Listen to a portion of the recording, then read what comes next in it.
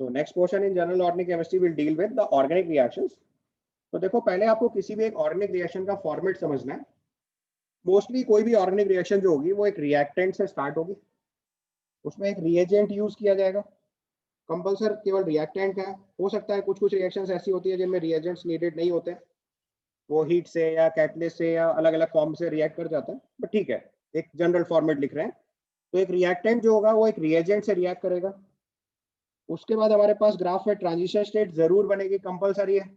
आपको याद है एलिमेंट्री रिएक्शन में भी ट्रांजिशन स्टेट आती है और कॉम्प्लेक्स रिएक्शन में भी ट्रांजिशन स्टेट आती है, यानी कि बिना एक्टिवेशन एनर्जी के तो कोई भी केमिकल रिएक्शन परफॉर्म नहीं होती। ठीक है, तो एक रिएक्टेंट एक रिएजेंट से रिएक्ट करके पहले क्या कर रहा है, एक ट्रांजिशन स्टेट बना रहा है। उसके बाद देखो मैंने लिखा है ऑब्लिक एंड इंटरमीडिएट, इसका मतलब इंटरमीडिएट बन भी सकता है नहीं भी बन सकता है। क्यों ऐसा डिसाइड करा मैंने, एलिमेंट्री रिएक्शन में इंटरमीडिएट नहीं बनता है, कॉम्प्लेक्स रिएक्शन में इंटरमीडिएट बनेगा। यानी ऑर्डिनरी रिएक्शन दोनों टाइप की मिलेंगी, कुछ एलिमेंट्री रिएक्शंस होंगी कुछ कॉम्प्लेक्स रिएक्शंस होंगी। तो एलिमेंट्री रिएक्शन में इंटरमीडिएट नहीं बनेगा तो वो ऑब्लिक हो गया, ट्रांजिशन स्टेट से ही आगे बढ़ जाएंगे। और अगर कॉम्प्लेक्स रिएक्शन हुई तो इंटरमीडिएट बनेगा लेकिन ट्रांजिशन स्टेट जरूर बनेगी। तो आपको समझ में आया कि किसी भी ऑर्डिनरी रिएक्शन में ट्रांजिशन स्टेट कंपलसरी है और इंटरमीडिएट ऑप्शनल है। एलिमेंट्री रिएक्शन में इंटरमीडिएट्स नहीं बनते हैं, कॉम्प्लेक्स रिएक्शंस में इंटरमीडिएट्स बनते हैं। इंटरमीडिएट बनने के बाद फिर से ट्रांजिशन स्टेट बनेगी, आपको क्लियर है। इंटरमीडिएट हमेशा दोनों तरफ से ट्रांजिशन स्टेट से सराउंडेड होता है, कॉम्प्लेक्स रिएक्शंस के केस में सिखाया था मैंने आपको। कोई भी आप ग्राफ देखो अपनी कॉपी खोल के, उसमें इंटरमीडिएट के दोनों तरफ ट्रांजिशन स्टेट्स होती है हमेशा। तो इसका मतलब रिएक्शन चलेगी तो reactant reagent transition state product, ये तो एलिमेंट्री रिएक्शन हुई। कॉम्प्लेक्स रिएक्शन में क्या होगा, reactant reagent transition state intermediate transition state फिर इंटरमीडिएट ट्रांजिशन स्टेट। ये कितनी देर भी चल सकता है, जितने स्टेप रिएक्शन है, और लास्ट में प्रोडक्ट। समझ गया कॉन्सेप्ट, और लास्ट में रिएक्शन में प्रोडक्ट बन जाएगा। तो इसका मतलब अगर हमें किसी भी ऑर्गेनिक रिएक्शन की बेस लाइन समझनी है कि वो रिएक्शन कैसे परफॉर्म होगी, तो हमें क्या सीखना पड़ेगा कि रिएक्टेंट कैसे बिहेव करता है, रिएजेंट कैसे बिहेव कर रहा है, ट्रांजिशन स्टेट या इंटरमीडिएट्स कितने स्टेबल बन रहे हैं और कैसे बन रहे हैं या कैसे आगे मोटिवेट कर रहे हैं रिएक्शन के लिए, तो हम अपने आप प्रोडक्ट तक पहुंच जाएंगे। बिकॉज अल्टीमेट एम इज कि हम रिएक्टेंट और रिएजेंट देख के प्रोडक्ट पहचान लें, राइट। अब इसके दो रास्ते हैं, या तो हम याद करें, जो मैंने आपको पहले ही दिन समझाया कि ऑर्गेनिक रिएक्शंस लर्न करना थोड़ा टेक्निकल काम होता है। तो दूसरा रास्ता क्या है कि हम बिहेवियर स्टडी करना शुरू करें कि भाई रिएक्टेंट कैसे बिहेव कर रहा है, रिएजेंट कैसे बिहेव कर रहा है, उससे कैसे इंटरमीडिएट्स बन रहे हैं, उससे क्या प्रोडक्ट बनने चाहिए। तो we will be in a good state to speculate. तो ये जो जनरल ऑर्गेनिक केमिस्ट्री है बेसिकली इन्हीं सबकी बेसिक स्टडी है। हम सबके कैरेक्टरिस्टिक्स सबके फिनोमिनन समझने की कोशिश करेंगे, ठीक है। तो हम लोग सबसे पहले सेगमेंट से स्टार्ट कर रहे हैं रिएक्टेंट्स, यानी कि इस चैप्टर में हम लोग रिएक्टेंट्स को समझेंगे, रिएजेंट्स को समझेंगे, इंटरमीडिएट्स को समझेंगे, उनकी स्टेबिलिटीज को डील करेंगे, कौन कौन से फैक्टर्स इनको अफेक्ट करते हैं, and all that we are going to study in this chapter. यही हमारा बेस लाइन है, इसी को हम लोग जनरल ऑर्गेनिक केमिस्ट्री बोल रहे हैं, इसीलिए जनरल ऑर्गेनिक केमिस्ट्री है। जब हम आगे की ऑर्गेनिक केमिस्ट्री पढ़ेंगे तो स्पेसिफिक रिएक्शंस पढ़ेंगे इन्हीं कंडीशंस को अप्लाई करते हुए, और हम प्रोडक्ट्स आसानी से प्रिडिक्ट कर ले जाएंगे, ठीक है। तो सबसे पहला टर्म लोग लिख रहे हैं रिएक्टेंट्स। तो आपको पता है कि हम ऑर्गेनिक केमिस्ट्री पढ़ रहे हैं, तो रिएक्टेंट कैसे होंगे, ऑर्गेनिक मॉलिक्यूल्स। रिएक्टेंट कैसे होंगे, ऑर्गेनिक मॉलिक्यूल्स। और ऑर्गेनिक मॉलिक्यूल्स में कौन से टाइप की बॉन्डिंग होती है, कोवेलेंट बॉन्डिंग, या कोऑर्डिनेट हो सकती है कुछ जगहों पे। बट मैंने आपको बताया था कि कोऑर्डिनेट बॉन्ड जो है वो क्या है, कोवेलेंट बॉन्ड का ही स्पेशल टाइप होता है। और मैंने आपको क्लियरली सिखाया था कि हम कोऑर्डिनेट बॉन्ड ऑर्गेनिक में कहीं नहीं बनाएंगे। कोऑर्डिनेट बॉन्ड को क्या करेंगे, ब्रेक करके हमेशा कोवेलेंट बॉन्ड के चार्जेस लिख लेंगे, और अगर डी ऑर्बिटल होगा तो डबल बॉन्ड से रिप्लेस कर देंगे। याद है ये फंडा। तो ऑर्गेनिक मॉलिक्यूल्स में कोवेलेंट बॉन्डिंग होगी, और कोवेलेंट बॉन्डिंग आपको पता है शेयरिंग ऑफ इलेक्ट्रॉन से होती है, ठीक है। अब जब रिएक्शन होगी तो आपको पता है कि रिएक्टेंट मॉलिक्यूल का क्या होगा, बॉन्ड ब्रेक होगा। रिएक्टेंट मॉलिक्यूल का क्या होगा, बॉन्ड ब्रेक होगा। तो उसको हम लोग टेक्निकल टर्म में बोलते हैं बॉन्ड फिशन या बॉन्ड क्लीवेज। तो अगला टर्म लिखेंगे कोवेलेंट बॉन्ड फिशन, या इसी को हम लोग कोवेलेंट बॉन्ड क्लीवेज भी बोल सकते हैं, ठीक है। तो हमारा कोवेलेंट बॉन्ड फिशन जो है वो दो तरीके से पॉसिबल है। तो you may write covalent bond fission it takes place in two ways. उसका जो सबसे पहला तरीका है इसको हम लोग बोलते हैं होमोलिटिक बॉन्ड फिशन या होमोलिटिक बॉन्ड क्लीवेज, या इसी को होमोलिसिस भी बोलते हैं। तो लॉजिक क्या हुआ कि कोवेलेंट बॉन्ड इक्वल शेयरिंग से बना था, तो ब्रेक करते टाइम भी वही कर सकते हैं कि दोनों ने अपना अपना इलेक्ट्रॉन वापस लिया और निकल गए। उस पॉइंट को लिख लो,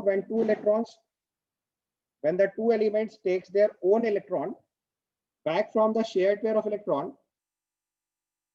दिस इज कॉल्ड होमोलिसिस या homolytic bond fission. This leads to the formation of odd electron species known as free radicals. अभी इनके बारे में आगे डिटेल स्टडी करेंगे. तो अभी जैसे मान लो हमने सपोज करो कोई दो एलिमेंट ले लिए ए और ए, जिनके बीच में कोवलेंट बॉन्ड था. These are two elements A and A which were having a shared pair of electron.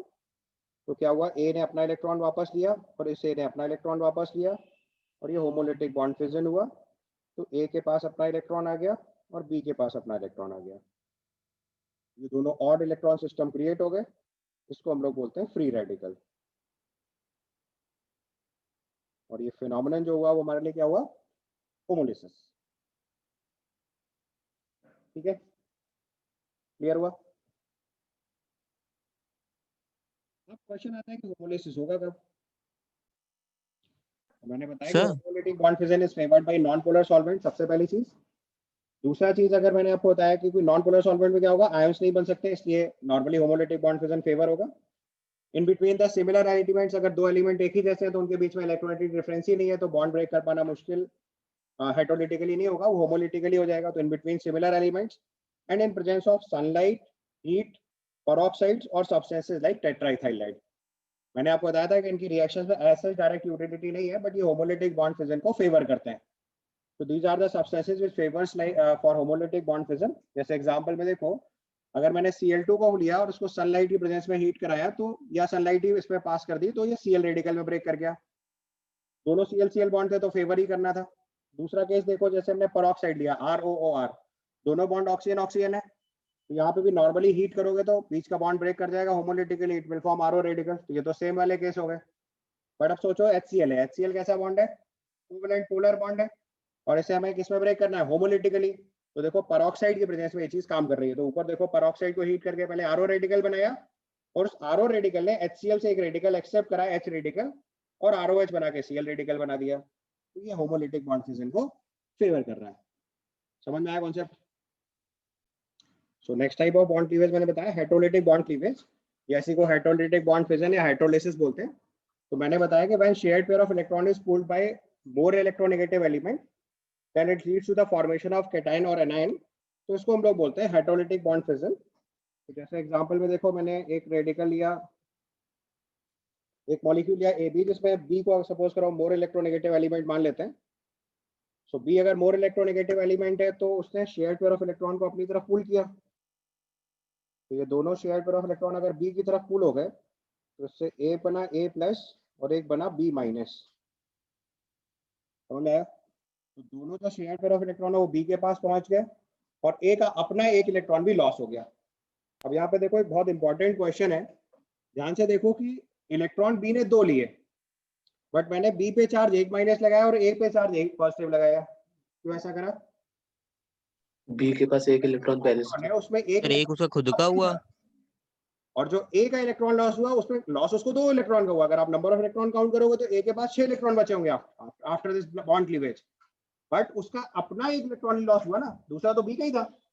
तो इसलिए चार्जेस वो लिखे जाते हैं जो एक्चुअल लॉस हुआ. अगर ध्यान से देखोगे तो पहले A और B के बीच में जब बॉन्ड है तो A का भी ऑक्टेट कंप्लीट है, B का भी ऑक्टेट कंप्लीट है.